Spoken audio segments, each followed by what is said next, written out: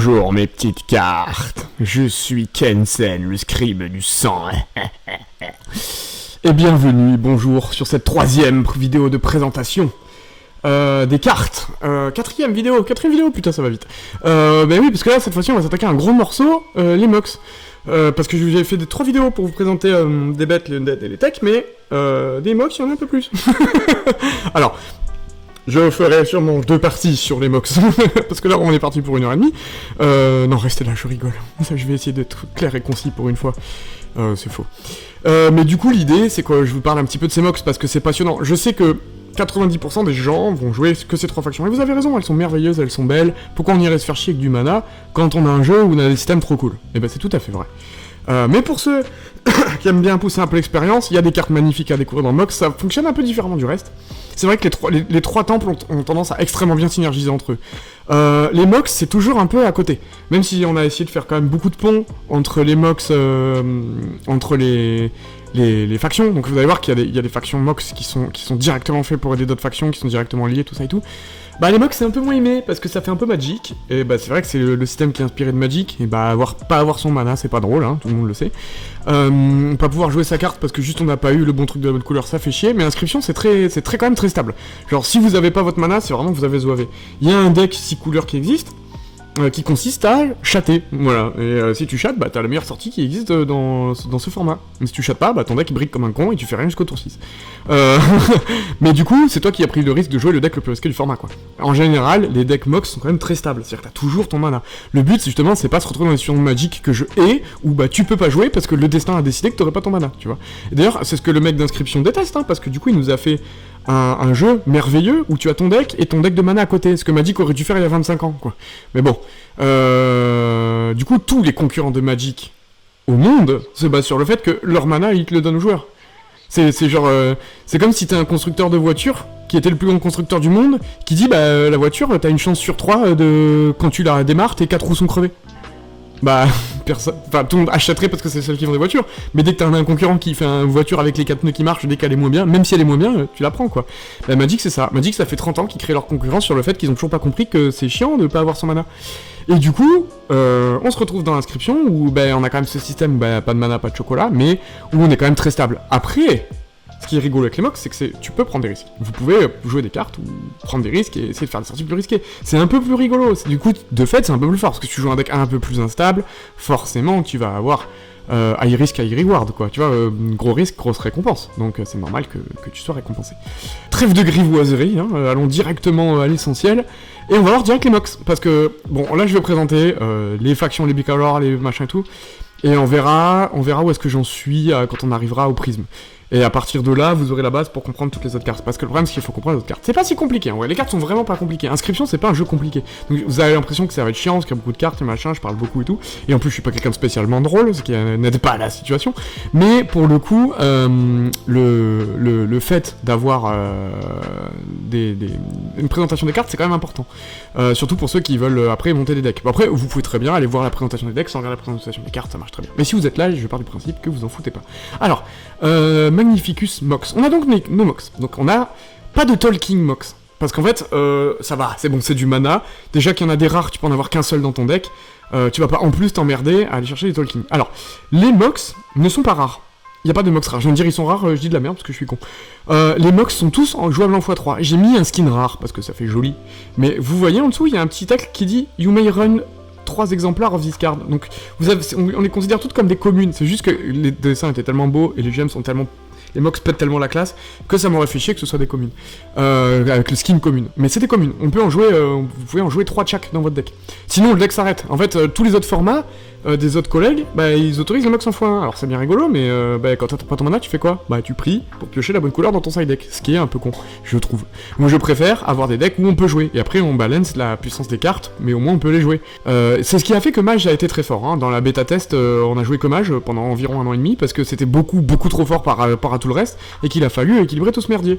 Et comme on a 8 factions, plus les bicolores, plus les tricolores, plus les prismes, Ça a été du boulot. Mais maintenant, je trouve qu'on a... Si je me permets de vous présenter ça et que j'ouvre ce format là et que je me lance sur un vrai projet, c'est qu'à mon sens, ça tient le coup. Certes, Mage sera toujours fort. Certes, il y aura des gens qui vont gueuler parce que tu comprends, Mage ça va être trop fort. Et ils auront très sûrement entièrement raison. Mais c'est quand même équilibré. Parce qu'on a vu quand même que les cartes... vous avez vu quand même les cartes énergie.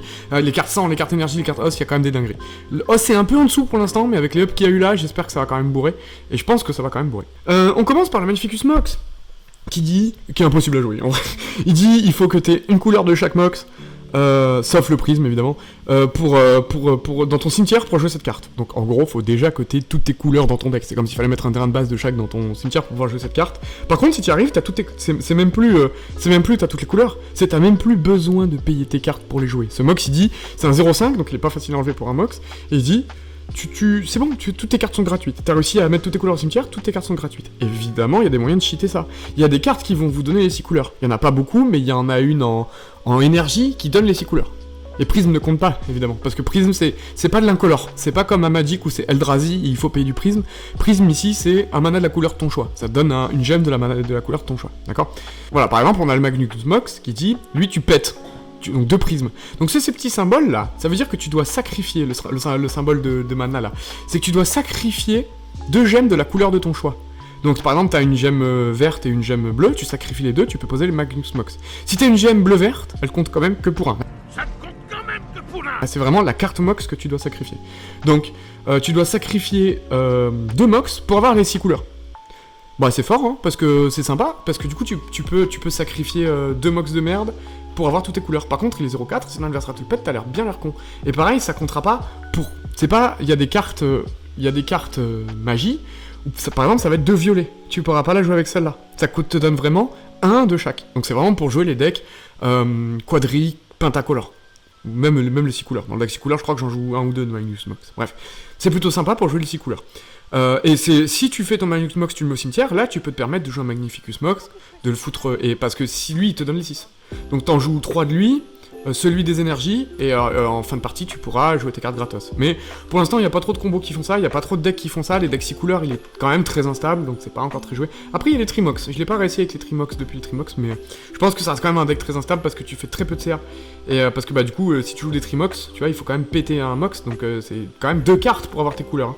C'est comme si à Magic, t'avais besoin de défausser 2 cartes de ta main pour avoir tes landes, tu vois. Tout le monde le ferait, mais d'où le fait que c'est rigolo. Mais tu défausses quand même 2 cartes de ta main, c'est-à-dire que t'as quand même une carte de retard sur ton adversaire, ce qui est énorme en inscription. Pour jouer des cartes plus fortes, du coup ça va être à toi de jouer des cartes plus fortes et d'être malin avec tes Mox. Et de prier qu'il meure pas, parce que si le mec il te fait tuer dans le Mox, c'est fini. C'est pour ça que le deck 6 couleurs aggro est très instable, quoi. Mais très fort. Le Mirror's Mox, qui est très bizarre aussi. Alors lui, pour le jouer, il te faut juste 2 Mox de n'importe quelle couleur. T'es pas obligé de les sacrifier. Juste tu les as, tu peux poser le Mirror's Mox. Et lui, il te donne 2 de la couleur de ton choix. Donc par exemple, tu peux jouer lui une carte qui coûte vert-vert. Tu vois.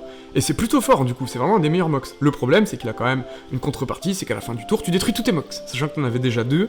Bon, lui en vrai, ce Mox là, il sert plus à te sortir de situations compliquées. Et il me semble qu'il est rare, lui je l'ai pas mis run en 3 exemplaires. Mais bon c'est pas grave, en vrai, lui on peut le jouer x3, je pense, y a pas de souci. Mais par contre voilà, tu perds tous tes Mox. Donc t'en avais déjà 2 pour l'invoquer lui. Ça pète les couilles. Il faut vraiment... Alors, tu peux jouer lui avec un Bimox. Si t'as un Bimox, là tu peux... Ça compte pour un vert, et par exemple si t'as un Mox qui fait bleu-vert, tu peux jouer ce Mirror's Mox, parce que t'auras un bleu, tu généreras un bleu et un vert. C'est la différence entre casser les gemmes et produire les gemmes. Vous voyez dans le coup de mana, là, des deux petites boules en bas à droite. Il est fort ce Mox, mais par contre il te détruit tous tes Mox, donc c'est vraiment pour jouer combo Mox, ou si vous vraiment il y a un tour où il faut jouer une bombe, et voilà. Et après on a les Trimox, donc les Trimox, ça va toujours le même concept, on détruit un Mox de n'importe quelle couleur, et on a accès à 3 couleurs. Voilà, ils sont tous comme ça. Alors, lui, j'ai l'illustration, mais il en reste 10 où j'ai pas l'illustration. J'aimerais bien avoir l'illustration comme ça, en mode, voilà, comme ça. En mode petit dessin 3D. Il y a le dernier, c'est la fontaine. Ouais, bah, c'est elle, la fontaine. Mais il y en a un troisième de Mox que... Mais voilà, j'aime bien l'aspect vue de 3/4 comme ça, un peu stylé en 3D. S'il y a des gens qui sont chauds pour me dessiner ça en tricolore, bah, il y a un jardin, il y a un générateur, il y a un trône, il y a une tour, il y a une chapelle à faire, et je crois que c'est la tour que j'ai. J'ai l'académie, la fontaine et la tour. Mais alors la tour, je m'en plus que j'en ai foutu. Bon, elle doit être dans les cartes à rajouter. Donc voilà pour les Mox. On a ensuite les Bimox, hein. Donc très simple, hein. Pareil on peut en jouer 3 et ça donne 2 couleurs, donc ça c'est beaucoup plus stable. C'est ceux qu'on va jouer en vrai 70% du temps on va jouer ceux-là, parce qu'ils sont très bien en x3, c'est des bilandes, et c'est juste des bilandes quoi, c'est comme les bilandes à Magic, ça arrive d'étape et ça te fait toutes tes manas, donc c'est très bien. En plus c'est 2 couleurs, les decks sont souvent à thème 2 couleurs, et puis même dans les decks 3 couleurs, on en jouera peut-être un ou deux, on en jouera peut-être un de chaque. À 5 couleurs à Magic, il y a 10 factions bicolores, bah forcément là on a 6 couleurs, donc il y a 15 factions bicolores, qui ont chacune leur identité. Que je m'en vais vous présenter, c'est pour ça que ça va prendre 1000 plombes de faire cette vidéo. Donc c'est très intéressant parce que vous pouvez jouer x3 bicolore, donc même dans un deck qui est que jaune-orange, bah vous avez 3 mana, plus si vous voulez jouer un tricolore histoire d'être sûr, vous pouvez. Bref, en tout cas vous êtes jamais à court de mana, et alors, oui, là par contre à l'inscription, ces Mox là vont dans le main deck. C'est-à-dire que vous avez votre side deck qui va être constitué de une de ces 6 là. Donc là, pour le coup, le side deck, il n'y a pas de blague sur les mages, c'est 6 cartes, c'est les chaque couleur. Donc vous avez un side deck, en général, on joue monocolore, hein, on le mélange pas trop. Vous avez le droit, c'est rien ne vous interdit, mais si vous jouez 10 de chaque, vous ne saurez pas ce que vous piocherez. Il vaut mieux quand vous jouez bicolore, par exemple, vous jouez rouge-violet, vous prenez un maximum de rouge et vous mettez tous vos Mox mi-rouge, mi-violet. Et vous jouez le violet en splash. Après, si c'est vraiment un violet-rouge, vous jouez des trilandes, quoi.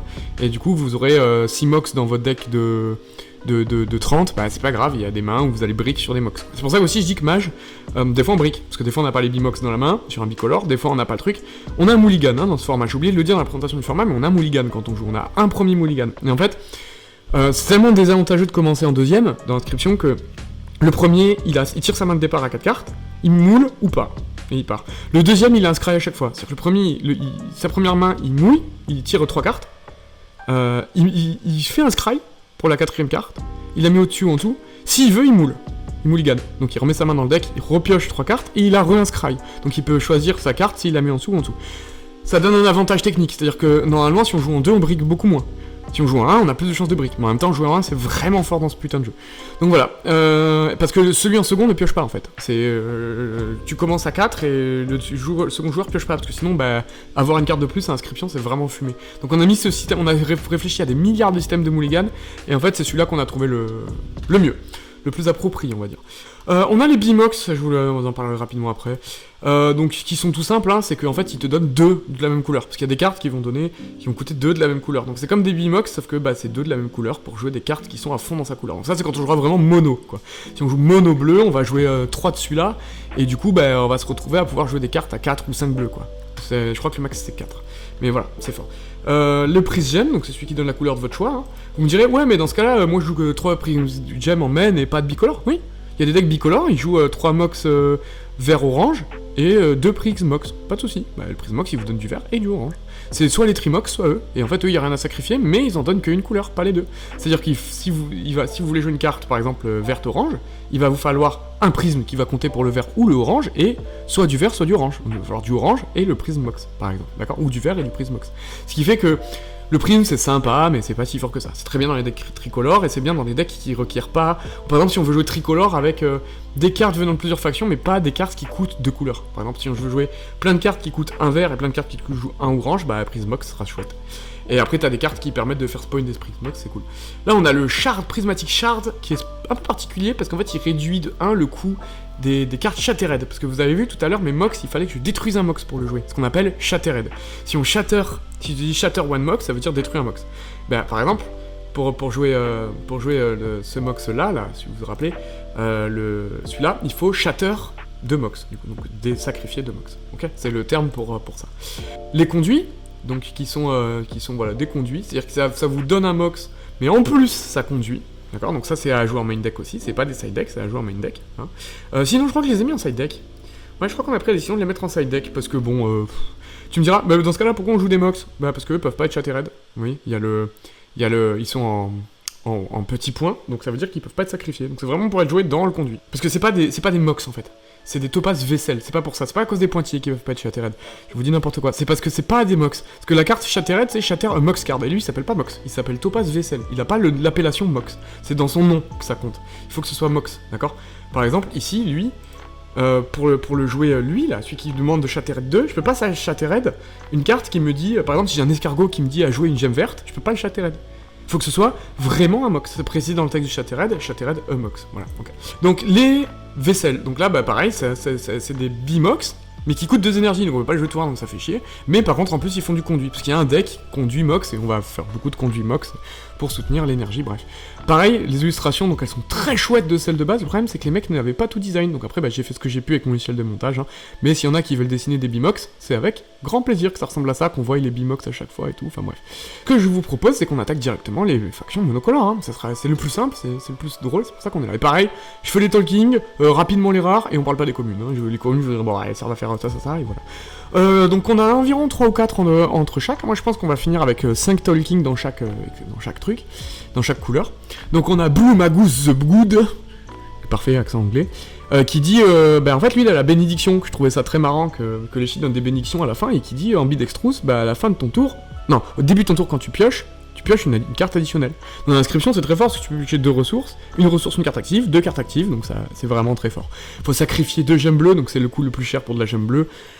Mais ça pète, c'est une carte qui est vraiment forte, après les 0,4, mais tu pioches 2, enfin piocher à inscription c'est vraiment fort, et là t'as une talking qui te fait piocher comme un bâtard. Après voilà, il faut qu'elle reste un tour, c'est-à-dire tu la joues, faut qu'elle passe le tour, et donc ça donne une chance à ton adversaire de la buter, donc c'est quand même, voilà, ça se... Il y a une autre carte qui a aussi une bénédiction, qui est celle de la bénédiction de la pie, à chaque fois que tu dois piocher, à la place tu cherches dans ta bibliothèque. Donc on a lui qui fait la bénédiction, on a la Dream Hand, la main de rêve. Évidemment c'est un jeu de mots parce qu'on veut tous la main de rêve. Et du coup c'est le texte d'ambiance, tu vois. Est-ce qu'on rêve pas tous de la main parfaite? Tous les joueurs qui jouent à Magic, si. Hein. Et en fait voilà, donc Strong Hand, c'est un des sigils qui est un des plus forts du jeu, qui dit ta carte elle a +1 pour chaque carte que t'as dans la main. Faut absolument que ce soit une 0-1, parce que la Hand Tentacle c'était une des premières cartes qu'on a bannies sur le format Bropossum, parce que c'est trop fort. C'est trop fort d'avoir trop de cartes en main, tu fais une dead end et t'as 1000 cartes en main, tu fais un Master Blind. Le maître du bleu vert. Et en fait, c'est pété, parce que du coup, t'as une carte qui arrive facilement à 6 de force, et 6 de force, c'est une sacrée boule de feu dans la gueule du mec, quoi. Ça peut être un gros tubette, ça peut être une grosse boule de feu quand ça part face, donc ça peut être joué très aggro, très contrôle. Et en plus, quand il meurt, tu pioches une carte, parce que c'est cadeau, c'est une talking card, enfin, elle est incroyable. Et en fait, les talking cards bleues étaient pas trop dans l'esprit du bleu, il n'y en avait aucune qui jouait sur la main alors que tu pioches beaucoup, t'en as aucune qui te faisait piocher, alors que talking, on a envie de piocher. En bleu, on a envie de piocher. Et du coup, j'ai mis celle-là. C'est la dernière que j'ai design, hein, je l'ai design le mois dernier, celle-là. Je me demande si elle est pas un peu forte. Mais on va la tester avec Peter et on vous dira. Lonely Wizard, donc pour 2 t'as une 2 de Klinger, donc il se déplace sur un truc le plus près, et répulsif, ce qui est bien c'est qu'il peut pas être attaqué.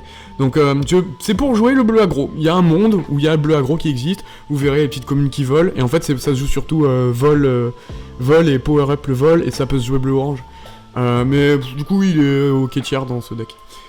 Et Uranus, qui est une carte qui a été... Alors j'ai fait une planète de chaque, en référence au Magnificus Mod, no spoil, mais les mecs ont design les planètes et je trouve ça tellement classe, que du coup j'ai repris les planètes et je les ai design pour mon jeu, parce que les shit met la lune, donc il est normal d'avoir une planète de chaque. Pareil, elles sont pas dessinées. J'ai vu que dans Balatro, elles y étaient. Je me demande si je vais pas prendre les planètes de Balatro. Je sais pas si j'ai le droit de faire ça, ça me ferait chier d'emmerder des gens et tout. Mais de toute façon c'est pour part d'argent, je gagne pas d'argent là-dessus, je m'en bats les couilles. Donc pour les illustrations... J'aime bien créditer les gens, j'ai pas envie de voler du travail des gens, mais bon, j'ai envie que mes cartes elles ressemblent à quelque chose et que ce soit rigolo quoi. Donc peut-être je vais prendre les planètes de Balatro si je peux, mais après, si vous voulez en dessiner, je préfère, parce que du coup, c'est des dessins que vous me dites, tiens voilà, tu mets mon nom dessus, et puis voilà, c'est moi j'ai dessiné, et puis même si vous voulez rajouter un lien ou quoi après sur le Discord via votre travail ou quoi, parce que je sais que c'est pas facile d'être illustrateur, aucun problème. Donc voilà, mais c'est des cartes trop fortes les planètes, parce que du coup il en faut 4, donc ça va être joué forcément dans un mono bleu, hein, où il va falloir jouer les Bimox là, qui font du double bleu. Par contre, voilà, Omnistrike, donc ça tape de partout, et à chaque fois que tu infliges une blessure directe, tu pioches une carte, donc tu peux piocher jusqu'à 4 cartes avec Uranus, c'est une des plus fortes planètes. Voilà. On l'avait mis à 2-4 avant, on piochait 8 cartes, on se dit, c'est peut-être Kensen, t'as peut-être un peu déconné là sur ta carte. Oui, j'avais complètement déconné. Donc voilà. Mais ça pète, ça pète. Alors vous me direz, c'est pas Neptune la planète bleue? Si, je crois. Mais Neptune, je l'ai mis violette, parce qu'elle me semblait plus violette qu'Uranus. Enfin, vous me direz s'il y a des astronomes, quelle est la plus bleue et quelle est la plus violette des deux. En commentaire, n'hésitez pas. Bref, ça c'est les 4 talking, et on va aller voir directement les jolis rares qui sont assez chouettes en vrai. Hein. Les rares bleus, bah déjà on commence... Oula, n'importe quoi. On commence par le Blue Mage, évidemment, ce fameux Blue Mage, qui est la carte la plus forte d'inscription. Gros big up à Bob Lennon, qui a détruit sa run d'inscription avec son Blue Mage. J'ai adoré le display d'inscription de Bob Lennon. C'est d'ailleurs grâce à Bob Lennon hein, que j'ai découvert Inscription, et Bob Lennon c'est un youtubeur que j'adore. Et je pense que ça se voit quand je parle. Et le mage bleu, et il s'en est servi pour détruire sa run. Parce que, évidemment, dans le jeu, tu peux en jouer autant que tu veux, donc tu pioches tout ton deck, tu fais Ouroboros, t'as gagné. Mais lui, en fait, on l'a dû le nerf dans Into the Oblivion, parce que c'est beaucoup trop fort.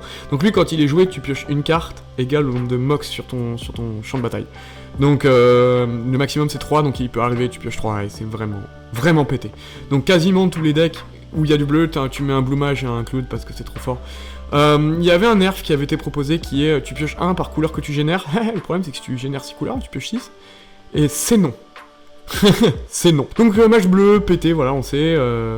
Magic Hunt qui est un peu sympa parce que c'est du coup le deck Hunt est devenu hyper plus faible. Dans Bropossum c'est trop fort, on appelait ça One Bullet Hunt, c'est-à-dire en fait en gros t'avais une balle, tu faisais ta sortie Hunt, tu mettais 10 et tu tuais le mec en OTK. C'était pas très drôle, en plus c'était un peu instable et si tu prenais trop de dégâts bah t'avais perdu, tu jetais ton deck à la poubelle. Sauf le mec fallait qu'il te vrasse, enfin bref c'était compliqué. Mais là on a fait un deck fourmi qui est chouette, très nerfé. Donc le deck fourmi tout seul est pas si fort dans le temple baisse, il y en a même pas beaucoup des fourmis, faudrait que j'en design un peu plus.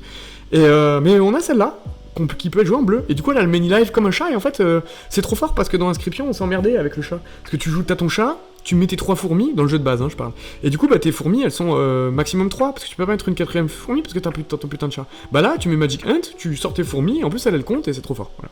Donc le deck fourmi je pense que ça devient un aggro qui tire un peu plus sur le midrange qu'en Bropossum, qu'avec les cartes de l'inscription Vanilla, et c'est stylé, voilà. Donc la fourmi est cool. Le Pot of Blue, donc là j'ai récupéré ces mécanismes de pot parce que les Américains voulaient faire des références à Yu-Gi-Oh! En fait, les Américains c'est des gros joueurs du Yu-Gi-Oh! Et en fait ils ont mis des références à Yu-Gi-Oh! Mais absolument partout, il y a un Exodia dans le format, je vous le présenterai. Il y en a même 2. Et bon, ils ont mis les pots, parce que voilà, Pot of Grid, Pot of machin, et puis c'est rigolo. Moi j'ai joué à Yu-Gi-Oh! Pendant quasiment 10 ans aussi, donc bon, je trouvais ça rigolo. Le problème c'est qu'ils avaient fait n'importe quoi avec le design, et les pots étaient vraiment beaucoup trop forts. Et celui-là c'est un des plus forts qu'on a, donc il faut détruire une gemme bleue, et quand tu le fais, tu reprends une carte de ta main dans ton deck, et tu pioches 2, donc c'est vraiment très pété. D'enlever une carte de sa main pour piocher 2, parce qu'en fait ça fait piocher 1, et piocher 1 inscription c'est très fort. Donc il est pas mal. Après ça fait chier, il est sur ton board, il sert à rien, il est 0-1, il bloque, mais c'est tout. Marvin the Magnificent, qui est stylé. Le perfume, ça dit toutes les cartes sur le board de ton adversaire, elles perdent 1 de force. C'est comme s'il puait la mort, mais en fait c'est le parfum. Parce que le stink ça fait perdre 1, le perfume ça fait perdre 1 à tout le monde, je trouve ça rigolo. Et il est magnifique, il est gorgeous, le texte est rigolo, donc c'est... si t'as une carte, l'espace en face de cette carte est vide, ton adversaire il doit jouer sa prochaine carte en face. En fait c'est le Gloomy Glow, hein. C'est exactement le Gloomy Glow, mais comme c'est Marvin the Magnificent, ils ont mis Gorgeous dessous parce que c'est rigolo, parce que So It's That May Have Bask in This Card's Glory. On a mis du fluff hein, dans les sigils, on n'est pas Magic the Gathering, on n'a pas une communauté d'1 milliard de personnes, on n'a pas des compétiteurs qui vont nous dire mais ça veut dire quoi en tournoi à la gloire de cette carte. Non, c'est pour rigoler les gars, on est là pour se marrer. Donc voilà, Marvin the Magnificent est marrant. En plus son coup il peut être joué dans 2 bleus ou un bleu et un incolore, donc n'importe quel autre système de mana ça marche, une 2-2, c'est chouette. C'est un peu du contrôle. Moi je l'ai joué un peu dans le contrôle parce que réduire tout le board, toute la force du board en face ça peut être rigolo.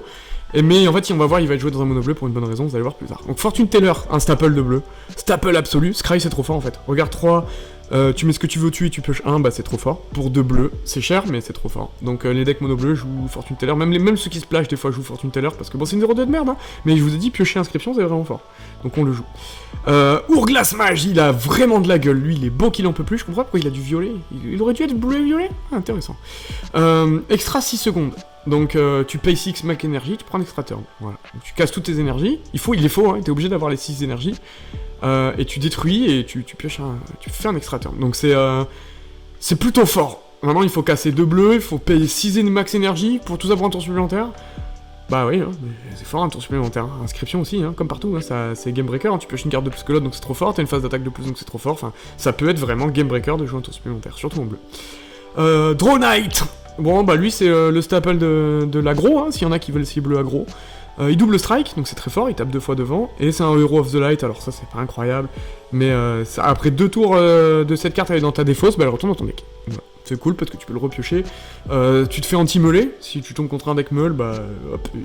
Mais en fait je comprends pas pourquoi After the Turn, je sais plus pourquoi ils ont mis ça, parce que ça c'est pas un sigil c'est un sigil que moi j'ai redesign qui était vraiment nul à chier à la base.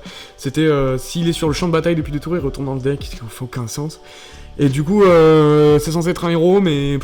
Et en fait, va y avoir des mécaniques héros, il va y avoir un deck héros. Alors je sais pas si je laisse après 2 tours, ou alors est-ce qu'il retourne directement dans le deck.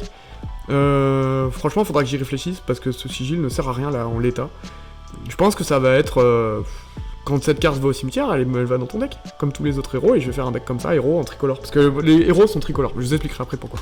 Peut-être un jour. Et on a Marvin, The Meteorite Meritorious, qui est l'évolution de Marvin, et du coup, Ascension, tu peux jouer cette carte directement sur Marvin, sans payer son coût. Donc c'est la seule carte qui fait ça, qui est rigolote, et en fait c'est un 5-7, donc ça tape, et en plus, l'adversaire est obligé de jouer en face, donc c'est rigolo. Après, tu peux le jouer sans Marvin, et ça fait, pour 4 bleus, une 5-7, c'est très solide, parce que c'est comme ta lune, tu peux le jouer avec ta lune, et ça pète le cul.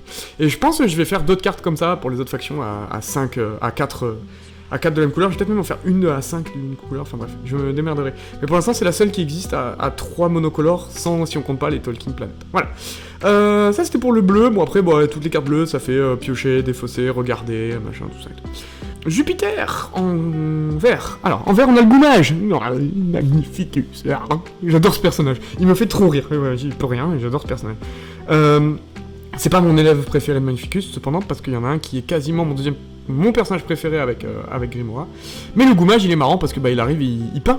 Donc il enlève le sigil de la carte en face, et il a Imitation Art qui est un des sigils les plus forts. De toute façon, vous reconnaissez ce sigil quand vous êtes sur la map de l'Eshi, et que la Goumage, là, dans le Cases Mode, il vous propose de dupliquer une de votre carte, c'est juste trop pété.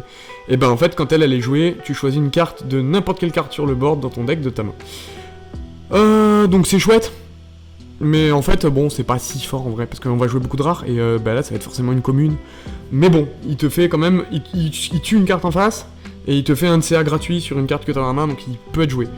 Le Savage Sage, alors on m'a demandé de la placer en Talking, parce qu'elle représente un des mecs de l'équipe américaine. Je savais pas, mais du coup j'ai mis en Talking, parce qu'avant c'était une rare, et du coup je l'ai rendue un peu plus forte. Et pour 100, donc on voit que... Le vert, c'est une faction de... Alors, le vert, c'est une faction de soutien. Hein. Et en fait, le mono vert, ça existe pas trop. Alors, on a tenté, mais c'est pas incroyable. C'est plutôt un truc de soutien. On va jouer, par exemple, vert et sang, vert et énergie, vert et truc. Ou vert et orange, ou vert et machin truc. Mais c'est pas une faction qui joue tout ça. C'est vraiment une faction de soutien, quoi. Et c'est une 3-3, quand même. Là, pour un sang, elle fait quand même le taf. C'est une 3-3. Direct strike, donc quand elle est jouée, elle attaque directement en face. Donc, elle met 3 points, voilà. Et après... À la fin de tour, elle mettra 3 points aussi, donc c'est pas mal pour l'instant de mettre 6. Et Rampager, c'est à la fin du tour, elle bouge, hein, vous connaissez c'est l'effet du cochon là, dans le Crisis Mode. Donc c'est pas mal, c'est une bonne carte. Ça peut être joué dans un vert jaune grâce au Rampager, hein, en vrai, vraiment. Bref. Runette, qui pareil, qui est une des meufs de l'équipe de développement, qui est très chouette. Et en fait...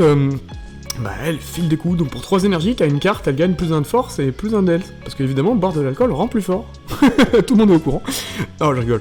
Mais voilà, c'est vraiment très, très rigolo de pouvoir booster tes cartes comme ça à fond. Ça fait un peu comme le panda, mais là c'est vraiment, tu peux le faire 2 fois dans le tour, hein, parce que t'as 3 énergies en général, pas 9. Enfin, si tu joues à un mainframe, tu sais, vous vous rappelez, le serveur qui te permet d'avoir 9, tu peux le faire 3 fois dans le tour. Mais là, ça va être vraiment 2 fois dans le tour en général, et du coup, tu mets plus de une bête à inscription, c'est vraiment fort, parce qu'en plus c'est permanent. Et Great Service, tu payes 4 énergies pour faire en sorte qu'une carte d'un adversaire a 0 jusqu'à la fin de son prochain tour. Donc ça fait, tu neutralises une bête, c'est plutôt fort, hein, parce que du coup, si t'es en avance, tu vas booster tes bêtes et tu vas taper dans la gueule du mec, et si t'es en retard, ça peut te servir de contrôle, donc c'est vraiment une carte de soutien, et en plus elle peut jouer dans toutes les factions, parce que elle a un incolore, donc c'est vraiment la carte de soutien ultime. Ce qui est cool. Et on a Jupiter. Alors Jupiter c'est une 2-12, donc elle prend pas le cubette. Elle a l'Omni Strike, évidemment, donc elle tape pas 2 partout. Et le Pure Steel, évidemment. Alors Pure Steel, il y a un jeu de mots parce qu'il y a aussi le style. Et en fait, c'est Jupiter, il y a du métal. Je sais pas si vous êtes au courant, mais le cœur de Jupiter, c'est du métal. Alors je ne sais même plus lequel, mais ça pète. Et du coup, elle est faite en Pure Steel. Si je dis pas de conneries, hein, s'il y a un astronome dans les commentaires et qui me reprenne, hein, parce que moi, ma connaissance de l'espace limite à je connais par cœur la chaîne de balade mentale, que je vous recommande d'ailleurs, et c'est tout. Mais du coup, il me semble qu'au cœur de Jupiter, t'as un cœur de métal très très très dense. Et du coup, elle est pas affectée. Pure Steel, l'évolution de Made of Stone, parce que là c'est Made of Steel, et qui dit, elle craint pas Touch of Death, donc le contact mortel, Stinky, tu peux pas la faire puer, lui réduire son attaque, Sharp Quill, c'est-à-dire que quand elle l'attaque, et qu'il y a quelqu'un qui veut lui renvoyer des dégâts, ça marche pas, Steel Trap, donc vous vous rappelez le petit loup qui dit, quand tu l'attaques tu meurs, elle non, et Sentry, c'est-à-dire que quand tu la joues, elle prend pas de dégâts. Bon, voilà. C'était surtout pour le fluff, le pur style, c'est juste que je voulais faire un bousin qui prend pas le tubette et qui a l'Omnistrike, et c'était déjà très fort, une 2-12 Omnistrike, et du coup je me dis, qu'est-ce que je pourrais rajouter? Bon, allez, pur style, parce que Jupiter, il y a du fer dedans, voilà. Et je trouve ça plutôt classe comme planète. Le orange, et là je sais plus si c'est Jupiter ou Saturne qui est orange, oui, je suis tellement nul, j'ai un doute en fait. Il me semble que j'avais vérifié au moment où j'ai fait les trucs, mais j'ai un doute. Ok, c'est parti. Ah oui, on n'a pas fait le vert, on n'a pas fait les rares vertes, excusez-moi. Un Biorber qui est une référence évidemment à Donjons et Dragons, qui est un monstre fort de Donjons et Dragons. Bon, il coûte 300, donc c'est vraiment dans le deck vert, plus 300 que vert, c'est vraiment dans le deck 300 splash vert, qui existe, qui est très fort. Et lui, il dit Omnistrike, voilà, évidemment, et puriste, c'est-à-dire que la carte en face d'elle n'a pas de sigil, ce qui peut être fort. Énergie mage, il fait une énergie conduit, donc quand il fait partie d'un circuit, ton énergie t'as énergie infinie. Ce qui est très fort, parce qu'en fait il y a 2 cartes qui permettent de faire ça. Un conduit pour 3 énergies qui dit que qui a ce sigil là et lui. Et en fait, ça donne un effet où tu peux stimulate à l'infini. Stimulate c'est un trigger qui dit t'as une bête, elle gagne plus d'impuissance, tu payes 3 énergies. Là tu payes à l'infini. Dès que t'as 3 énergies, tu payes, et t'as une infinie sur le board. Ça peut être létal. Le problème, c'est que pour ce combo, t'es obligé de la mettre sur les 2 lignes du milieu, donc le mec en face sait que tu vas jouer sur la ligne du milieu, donc il cloque les lignes du milieu. T'as une infinie, c'est bien, mais après il peut bloquer tout le temps, enfin bref. C'est pas un combo qui tue quoi qu'il arrive, c'est un combo qui est drôle.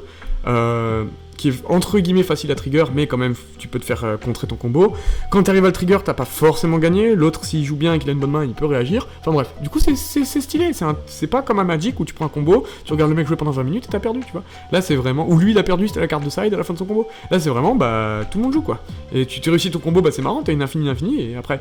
Et du coup c'est pour ça qu'il y a plein de cartes qui sont rigolos. Et ce deck est assez marrant, c'est vert conduit, ça s'appelle Hard Conduit, donc je vous présenterai quand on fera les decks, et c'est stylé. Dark Sage. Alors Darksage il est un peu classe, il donne un health à tout le monde et surtout il va aider à faire descendre. Donc tu le sacrifies et tu casses ta gemme verte et en fait lui, il perd de l'endurance plutôt que de le sacrifier. Par exemple si tu vas le jouer dans un deck 100, il arrive à 2, tu le sacrifies, tu joues un 100, fin de tour, il gagne 1, tu peux le sacrifier et tout. En vrai il devrait être 3 je pense, mais sinon ça ferait presque une Black Goat. Faut trouver un moyen d'augmenter son endurance. Il est ok, franchement il est ok, mais il est pas fou. Et après tu peux booster l'endurance des autres bêtes quand t'as fini de sacrifier. Il est ok parce qu'en plus il fait 200 d'un coup, ce qui est pas mal, c'est ok. Pot of Green, c'est de la merde. Au début de ta table de fin, tu as une carte gagne en endurance. On devrait mettre 2, parce qu'il pue la merde. Je l'ai pas encore retravaillé. Combo Mage, lui il est fort. Il dit quand tu utilises une capacité activée, elle s'active une autre fois. Et comme des capacités activées dans toutes les factions, c'est pété, parce que tu doubles tes triggers d'activer, c'est vraiment pété. Et quand ton trigger d'activer c'est un tour supplémentaire, t'as 2 tours supplémentaires, c'est plutôt rigolo. Donc combo match très très très fort, son nom l'indique, c'est pour faire des combos. Bloodbender, alors lui il est fort aussi, il est très stylé. Et en fait il est aussi joué énormément dans le deck vert sans contrôle. Parce que vous allez voir il pète la forme. Son sigil dit tu cliques dessus, tu payes 2 énergies. La prochaine carte que tu joues ce tour qui coûte du sang, elle coûte un sang de moins à jouer. Donc c'est vraiment fort. Et les moments 6, ça dit que tu peux sacrifier tes mox comme s'ils étaient pas bloodless. Donc tu peux sacrifier tes mox pour des sacrifices de sang. Et du coup c'est plutôt fort, parce que du coup t'es un peu emmerdé dans le deck vert sang, parce que des fois t'as un putain de gemme verte sur ton terrain, tu peux pas le sacrifier et tu l'as dans le cul. Alors que lui il dit tu réduis de 1 et en plus tu sacrifies ton truc vert, parce que du coup ton Bloodbender il sera en place, et donc l'adversaire il aura une menace de sang à gérer, le Bloodbender qui est quand même un 4, donc il peut pas forcément te la sortir facilement, donc c'est vraiment une très bonne aide de camp dans un deck mid-range contrôle sans vert quoi. Le Gemboon Reaper, il est stylé lui. Donc pour 2 verts, il a l'affinité avec les gemmes, vous savez, comme dans la run de PO3 là, dans le jeu de base. Donc il dit si t'as une orange gemme, il gagne 1 de force, si t'as une green gemme, il gagne 2 d'endurance, et si t'as une blue gemme, il coûte 1 de moins de ressources. Donc si t'as une gemme bleue, il coûte que 1 vert, ce qui est très fort du coup, parce qu'il peut être joué dans un deck bleu-vert. C'est un excellent carte dans un deck bleu-vert ou mono-vert. Voilà. Et idéalement, mono-vert c'est un peu chiant parce que du coup on n'aura jamais l'orange. Après il est très bien dans un tricolore. Tricolore, ce qu'on appelle un Magnificus tricolore, c'est-à-dire le bleu-vert orange. Et ça te fait une 4-3 pour un vert. Et c'est trop bien. Détective Mage, donc la Magpie, la troisième Magpie du jeu, hein, vous vous rappelez, il y avait la Tech qui fait ça, la vraie Magpie, non, la quatrième, pardon, parce qu'il y a le truc en os pour 5 aussi, et celui-là, qui dit, bah tu casses 2 gemmes vertes et tu fais Magpie. Faut casser 2 gemmes vertes, c'est pas facile, casser 2 de la même couleur, c'est quand même chaud. Mais après, bon, le jeu en vaut la chandelle, ce que tu fais Magpie. Mais voilà, pour l'instant, il est pas trop joué, celui-là. C'est la Magpie la moins jouée du format. Et le Chronogolem, alors en fait, il y a une carte qui peut se transformer en Chronogolem, donc tu le joueras rarement pour 3 verres, mais il existe. Tu casses toutes tes énergies, tu fais un tour supplémentaire. Voilà. C'est gratuit. Et c'est fort.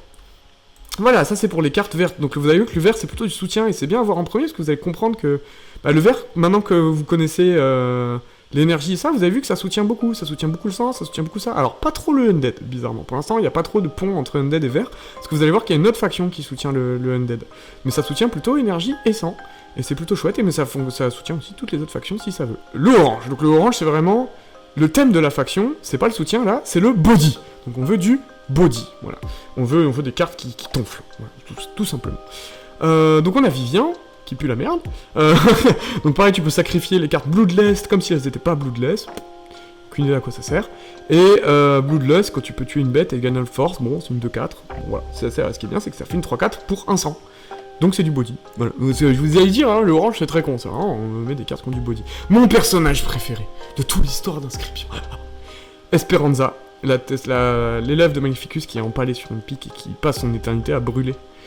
Et qui est même plus si dégoûtée que ça, hein, elle passe son corps à brûle constamment, et puis en fait elle est devenue dépressive, et elle est pas en colère, elle est pas, non, c'est juste elle accepte que passe son éternité à brûler, quoi. Donc c'est, voilà, elle est vraiment très, très blasée, et j'adore ce personnage, quoi. Et son texte d'ambiance, voilà, idéally, you will play me well, genre, idéalement tu me joueras bien, tu as eu blasé, elle a même pas envie de gagner, elle s'en bat les couilles. Mais en même temps, si j'avais ma tête au bout d'une pique sur un feu pendant 300 ans, peut-être que j'en arriverais à peu près à son état. Donc elle, en fait, c'est un gros soutien pour le deck jaune. C'est pas une Talking jaune, parce qu'en fait, elle a le light up, parce qu'en fait, il y a du feu dessus, donc je vais absolument le mettre. Et en fait, elle est faite, elle, pour être jouée dans le deck jaune-orange. Et le jaune, le concept de la faction, c'est de bouger sur le board. Et en fait, elle dit à chaque fois qu'il y a une carte qui bouge, tu gagnes plus d'un de force et un d'endurance. Mais aussi, elle peut être jouée en side contre un deck jaune.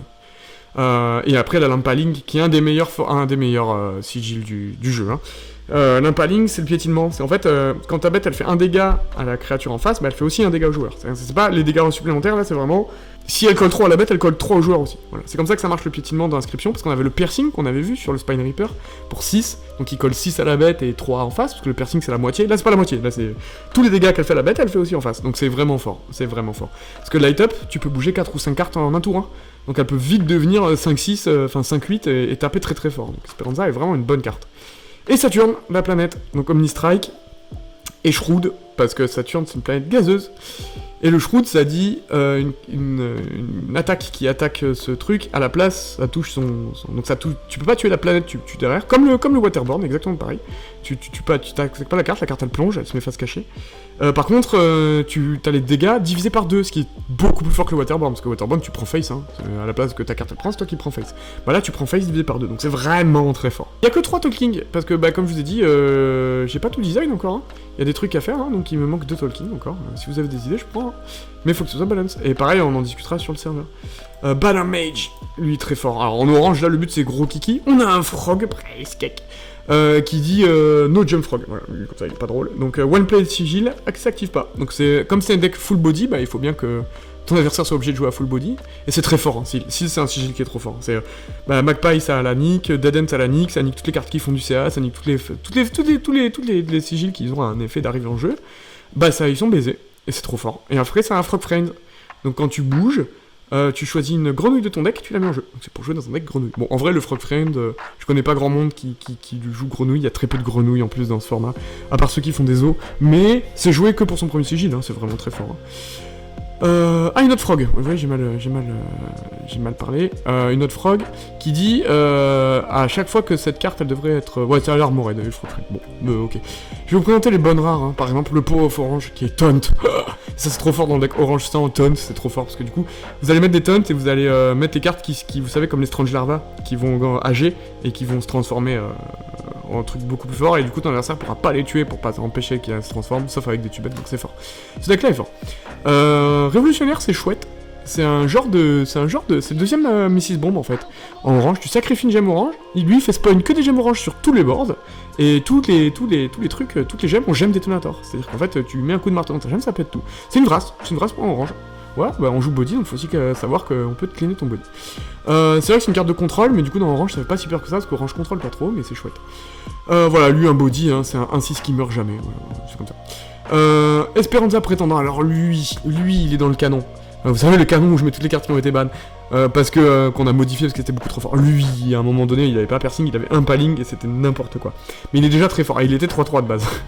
Mais vous allez voir, il est déjà fort, parce que lui, quand il tue une autre bête, il gagne le sigil Armored. Donc tous les tours, il peut prévenir toutes les blessures qu'on lui met. Donc il est vraiment fort et très difficile à enlever.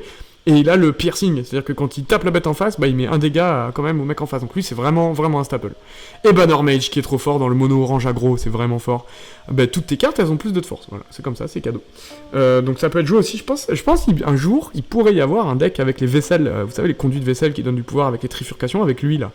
Mais bon, faut assumer les 3 oranges quoi. Mais ça pète. Voilà, le deck orange, bon, après, les communes, voilà, bah, c'est du body et encore du body. Bah non, mais vous savez quoi ça fait déjà un bout de temps que je tourne. Partie 2, les 3 dernières factions, partie 3, le multicolore, et ça. Comme ça, je vous fais pas des vidéos d'1h30.